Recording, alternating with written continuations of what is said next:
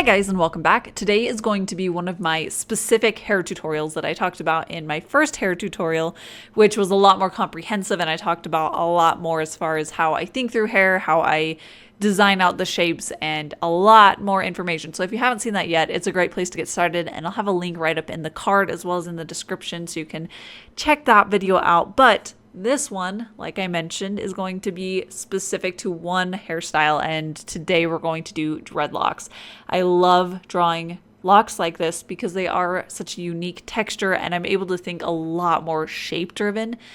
I really love the things that I can create when I'm doing this kind of a hairstyle.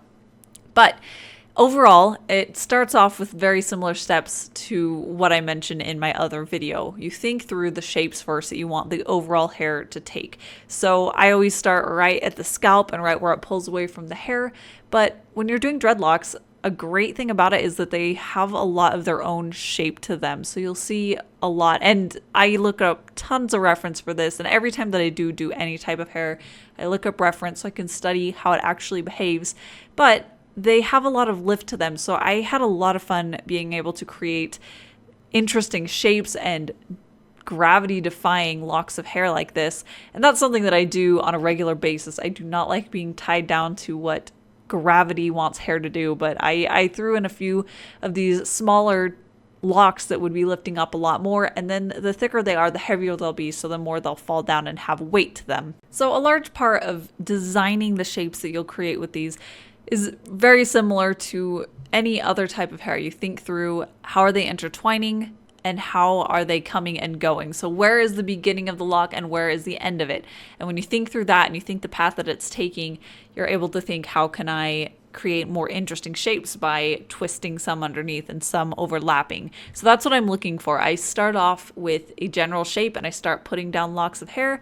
And then as I'm working, I will start having overlapping locks, ones that cover them up or actually wrap around them to hold them up. So it's just all building up layer by layer and figuring out where I want them to be and where I want overlapping shapes to be.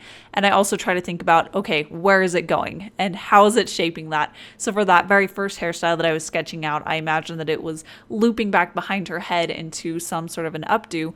So that's where I showed it curving around behind her neck, and you can see that it's lifting up on each side towards that direction and what would be behind her head. And then I also had looser locks that were coming down. And this second hair shape is even more of a prime example of starting with the shapes first and then building onto the details.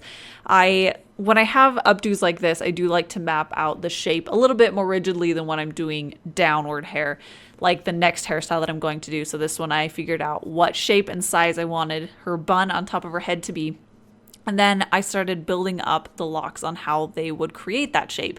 And I imagined which locks of hair would be the ones that would be providing the structure and weaving together the others to give it that dimension. And that is one of the fun parts about doing these buns, is that you can do a lot of different patterns on how the hair is woven together to give it that look. So here I had it where it was almost twisting around into a coil, and then I had a couple locks that were wrapping around it that were tying it down like that.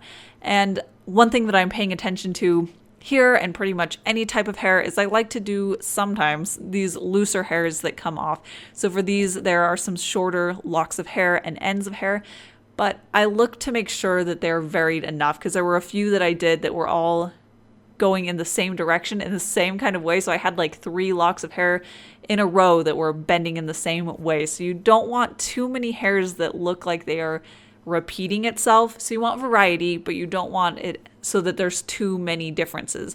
So it's kind of a fine balance of finding variety and finding consistency in the design. But those loose strands, those loose locks, that's what I'm looking for, to make sure that they have not too much repetition. It doesn't look like I took the clone tool and repeated the same thing a bunch.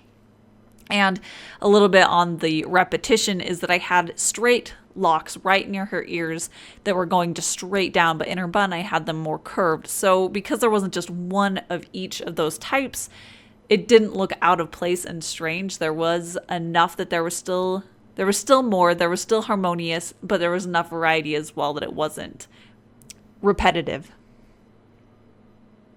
And here I'm just doing a really quick demonstration on perspective and how you want to do the cross lines. I like to do these cross lines that will give it a lot of dimension. It'll show the shape of the lock and that there is thickness to it.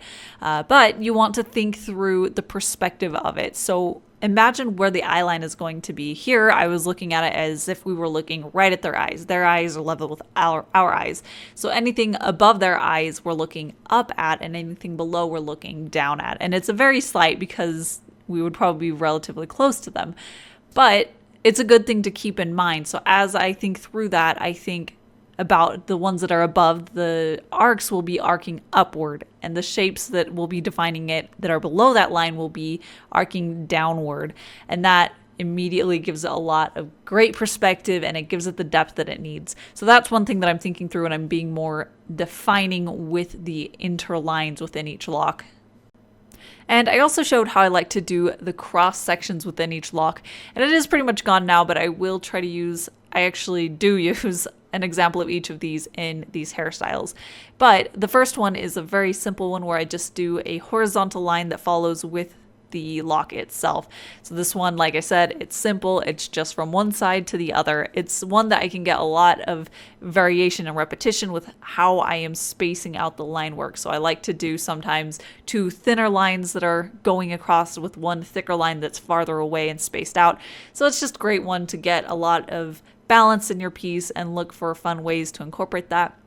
And the second one is a little bit of a herringbone style. It looks a little bit more like a braid than necessarily a lock, but it is great to use in this kind of situation. And I love using it in so many patterns. It's a great pattern to have down and to understand and to just have in your drawing arsenal, because I really do use this herringbone style quite often. But it's just where you take one longer line and then right below it or above it, you intersect another one halfway through it in the opposite direction. And it does create this really intertwined look that I love. And the final one I showed is a twisting design. This one is created by taking a stroke from one side of the lock down to the other with a very loose S-curve. And it can be either more twisted or looser. So if you want it to be loose, it would be a longer line. So the distance between the beginning of that interior stroke to the bottom of it would be longer. And if you wanted it to be more tightly wound looking, it will be a shorter distance from the beginning to the end, to the other side of the lock of hair. I love creating a lot of variation in the hairstyles with how tightly wound I show it. So this is a great way to add some differences between one lock and the next when they're close together within the same hairstyle, to give it variation and to make one lock stand out against the other so that they're not a sea of same. You can get that variation into it through having different twists. And here I'm just finishing up this line work. I do pay attention to the interior lines that I've been talking about. I want to make sure that they are thinner completely overall than the exterior lines of each lock. I want those to be subordinate details to the full shape of the hair, and then that shape will be subordinate to the shapes that build up the hair. So it's just all about figuring out what areas are most important or larger and giving that a larger, thicker line work. So because those interior line work, it needs to be secondary, it needs to add to it, but not be the structure behind it. Those lines can be a lot thinner. And finally, I'm just getting to some quick color treatment. This part doesn't really have much to do specifically with dreadlocks or hair even, but I do like to think about each of these being in their own separate environment, and I'm thinking through what kind of colors are happening. So that's why they each end up having their own different highlight color, and I wanted that to have a very atmospheric effect. So the one on the very far right, she has a very pink highlight to her, and I wanted that to match the vibrancy of her hair. And then the middle one had a very cool teal cyan one. I wanted her to almost feel sci-fi in the look. And the one on the left, I wanted her to be very romantic and have this golden light coming on her from the right side of, actually all of them. The light is coming from the right side for all of them. And that's everything for today. I do have a few more that I have planned. Actually, I have a lot of them that are up on my board back there.